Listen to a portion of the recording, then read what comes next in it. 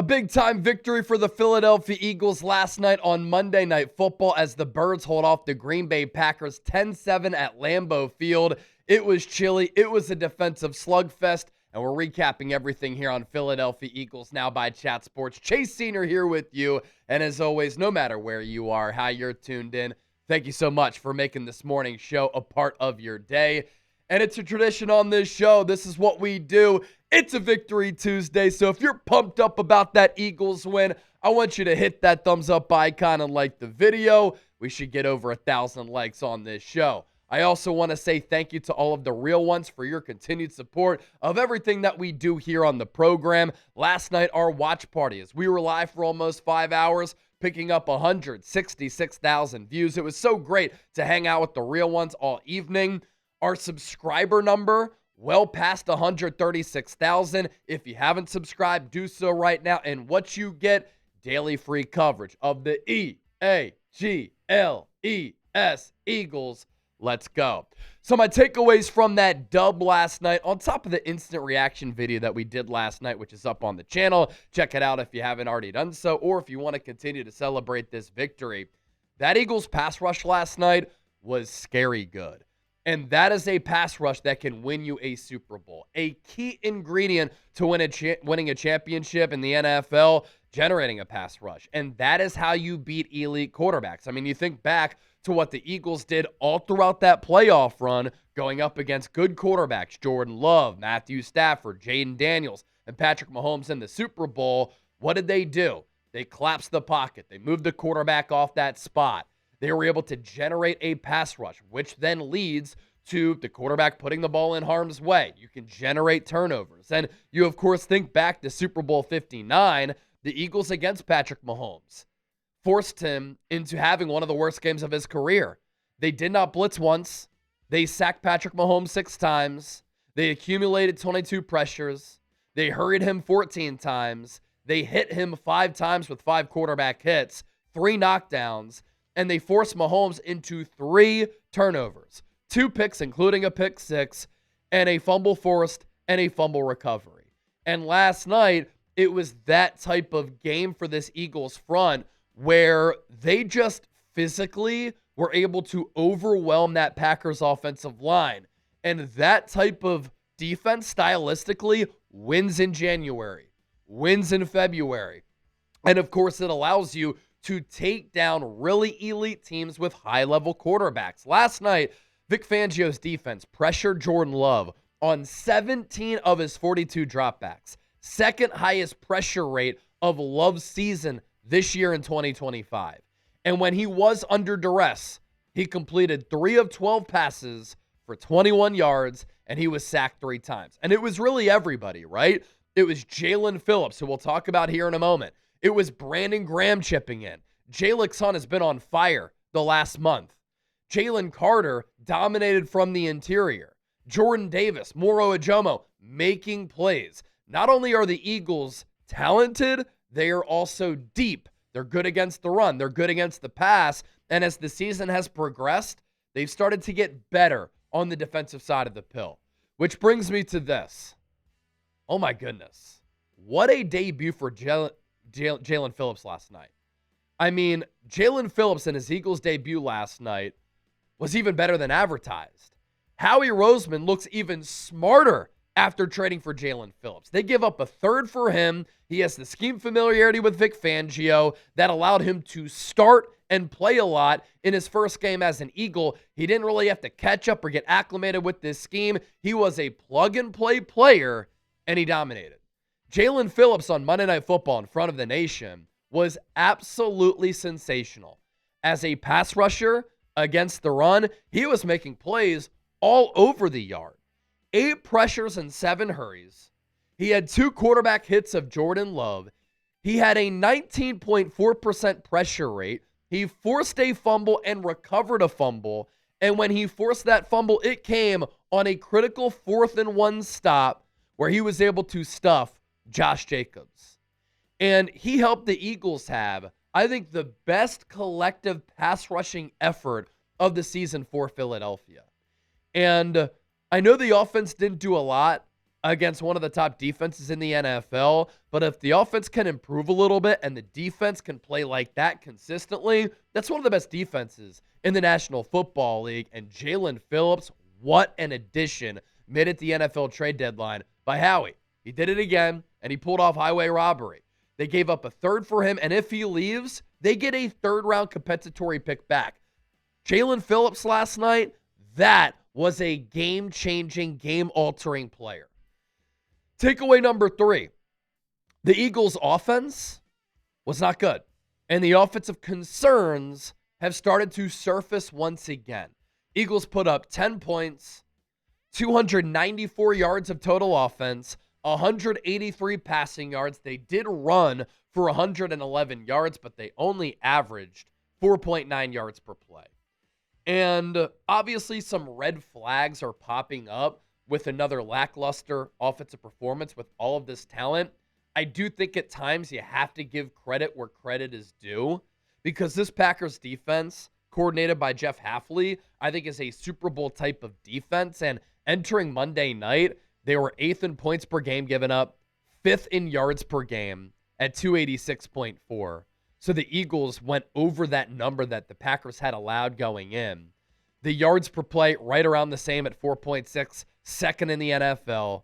The Packers 6th in third down percentage, 23rd in the red zone. So yes, the Eagles offense wasn't good, but this Packers defense is great. And their defensive front is awesome. I thought on the back end they covered very well. But once again, the Eagles offense, play calling, play sequencing, it was a little bit predictable, especially when it comes down to down and distance. Jalen Hurts didn't put up gaudy numbers.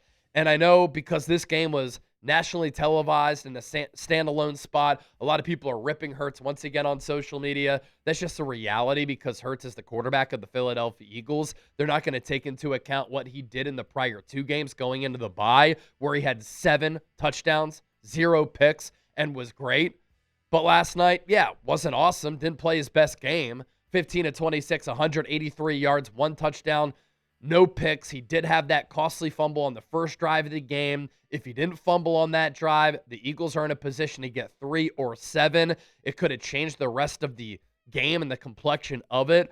Hurts' quarterback rating, 92.3. But what did he do? He threw for almost 100 yards in the fourth quarter, and once again, he made the clutch plays. A.J. Brown, I just don't understand how the Eagles can't get him more involved. He's one of the best players on the team, if not the best player on the team. And every week I see Sean McVay devise plays to get Puka Nacua like 15 to 20 touches per game. How can the Eagles not do that with A.J. Brown? That is a Kevin Patullo, Nick Sirianni game planning issue, I think. Only 2 catches for 13 yards.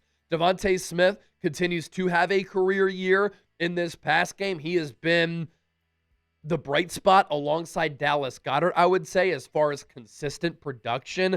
Smitty's been awesome this season. 4 catches, 69 yards, the 36-yard deep ball from Hurts to Smitty. You see that photo in the background where he climbed the ladder, went up and got it, head topper, mossed the safety, 17.2 yards per catch as he continues to make explosive plays downfield as well. I did think Saquon Barkley had a good all-around game. More than 100 all-purpose yards against an elite defense, 60 on the ground, 41 through the air. But there's no doubt that as the season progresses, as we enter Week 11, the crunch time portion of the 2025 campaign, Kevin Patullo needs to get A.J. Brown involved. Now, you think back to that Giants game, and this passing attack was uber efficient without A.J., and you're thinking maybe the Eagles can survive without A.J. if at some point it gets to a point where he demands a trade or something like that. But they're no doubt a better team with A.J., but they're a better team with A.J. when he's producing. Now, he's had some good moments this year. The Rams game, he was great.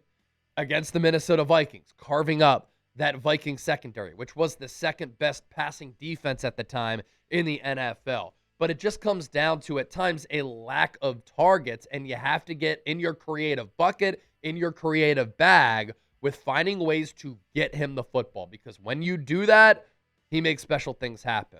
So Kevin Patullo with the sequencing of plays, it has to be better. There's just not a great play calling feel or a good play calling rhythm. I thought at times last night he called the game scared and conservative on 3rd and 11 plus or 3rd and 7 plus, something along those lines. The Eagles lead the NFL in designed runs. That's pretty much waving the white flag, surrendering that drive, and conceding. I hate that. I want to see the Eagles go for the shot more. I want to see them be more aggressive. I want to see them grab the game by the throat at times. And last night, Patullo was like, we're fine with punting. We'll just rely on the defense. But the offense needs to do a better job of helping out the defense and playing more complementary football. And what the Eagles did in the 2 games before the bye, Week 7 against Minnesota, against the Giants in Week 8, I was hoping that maybe the Eagles found something going into the bye, but it was more like what we saw early on in the season. Based on success rate for the Eagles offense, that was the worst game based on success rate of the Nick Sirianni, Jalen Hurts era. And the Eagles here, they're on pace for more 3-and-outs than any team since 2014. At some point, the defense is going to wear down. The defense is going to get tired. And so it's up to this offense with a plethora of talent to give an assist to the Eagles defense, because you can't rely on them to do what they did last night. It's not sustainable to hold an offense to 7 points every week. But look, you never apologize for a win.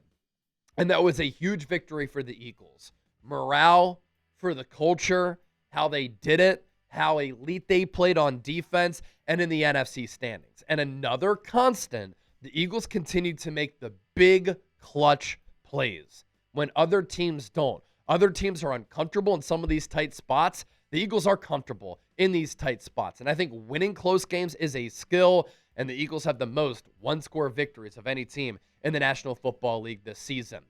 More to get to here on the show, but let's tell you about this deal. This Eagles hoodie, Fly Eagles Fly, with the retro logo, was $75. It's now on sale for just $58. All you have to do is use that link down below, chatsports.com/PHI hoodie. We'll put that link down below in the show notes and attached to the pinned comment of today's Philadelphia Eagles. Now, more good news for the Birds with that victory last night. Philadelphia moves up to the number 1 seed. Now, they had one of the best bye weeks ever. The Packers had lost. The Lions had lost. Every team in the division lost. And so the Eagles rose up to the number 1 seed in the conference. But then the Seattle Seahawks, who lost week 1, and they are now 7-1 since then. They've been on fire. They beat the Cardinals at home on Sunday, so they moved up to the number 1 spot. But the Eagles now back in the top seed because they have the better conference record. And when the Eagles play all-around football, complementary football, when their offense plays up to their standard and to their potential, when the defense plays like they have pretty much all year, especially like they did last night, I just don't see a team that can come into the Lincoln Financial Field in January and beat the Eagles if they play their A game. Now, I think the Seahawks are very scary. We'll see a good matchup between the Eagles and the Lions here in Week 11. The Lions have the rest advantage. I mean, the Eagles probably didn't get back until 4 a.m., 5 a.m. this morning, so the Lions have had a head start on the game planning process and the game planning week. The Eagles are playing a little bit of catch-up, but the Eagles gave themselves some breathing room by beating the Packers. And if you split between the Packers and the Lions, that's obviously a win. You look at the rest of the landscape of the NFC, the Eagles have beaten the Packers. They will play the Bears on Black Friday. They beat the Rams. They beat the Bucks. So as far as tiebreakers go, it's another reason why that win last night was a big one. And then lastly, that was another culture win for the Birds. This is what they do under Nick Sirianni and Jalen Hurts. They don't always win pretty. And to football fans who want to see a bunch of creative, modern concepts that are sexy and entertaining, that's not the Eagles' brand of football. They want to play physical. They want to win along the line of scrimmage. They want to run the ball off of that. They want to take some explosive shots downfield. At times, they will pop off offensively because they have talent, but they're going to win in a variety of ways. They're going to muddy it up at times. Sometimes it's going to be low scoring. Sometimes it's going to be pass happy. Sometimes it's going to be run heavy. Sometimes it's going to be pretty. Sometimes it's going to be ugly.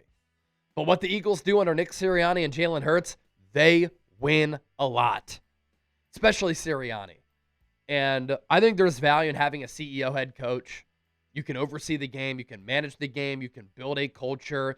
You can pop in on meeting rooms in all three phases, offense, defense, special teams. You don't just have to be a play caller to be a great coach in this league. And Nick Sirianni is a great coach. I know that Howie Roseman has drafted talent and signed talent and traded for talent, but it's up to Sirianni and his staff to develop the talent, maximize the talent. A lot of players are having career years. A lot of players are happy. A lot of players notice the culture, especially the newcomers. That's because of Sirianni. He now has the second best winning percentage behind John Madden since the NFL merger. 759 for Madden, 714 for Sirianni. Among active coaches, he has the best winning percentage among all coaches. The Eagles are now 6-1 in one-score games so far this year. Why do you win one-score games? It's because of character. It's because of culture. It's because of late-game execution and being able to do the little things well. And high-level coaches get their teams in a spot where they can execute in those big-time crunch spots where they have to execute on the little things. And you saw a difference between kind of a poorly coached team with Matt LaFleur and a well-coached team in Nick Sirianni, that when it came down to it, in the guts of the game, the Eagles rose up. They didn't make the costly mistakes. And throughout that game, sometimes the Packers did. And I think a quote like this from Jaelan Phillips is very telling. The biggest thing I noticed about coming to the Eagles, no panic last night. The whole entire time, there was just utmost confidence on both sides of the ball. It felt really good to be in that environment. Now, when you come from the Dolphins to the Eagles, a perennial loser organization that hasn't won a playoff game, I think, since 2000, you notice the difference in culture, right? And when the game could get tight, or when a team blows a lead in a place like Miami, where they are mentally and physically soft, the game and the team will start falling apart at the seams. For the Eagles, and this is also what Jalen Hurts has really put in place for this Eagles culture, they never bat an eye. They never panic. The heartbeat and the heart rate is the same, and they're always cool, calm, and collected, which allows them to thrive in some of these pressure moments. Be sure to give me a follow on X and Instagram at Chase_Senior. I'll be back a little bit later with another Philadelphia Eagles Now show. If you like my hoodie, shout out to the folks at Howieluya for sending me this. Howieluya.com. You can find a bunch of gear over there.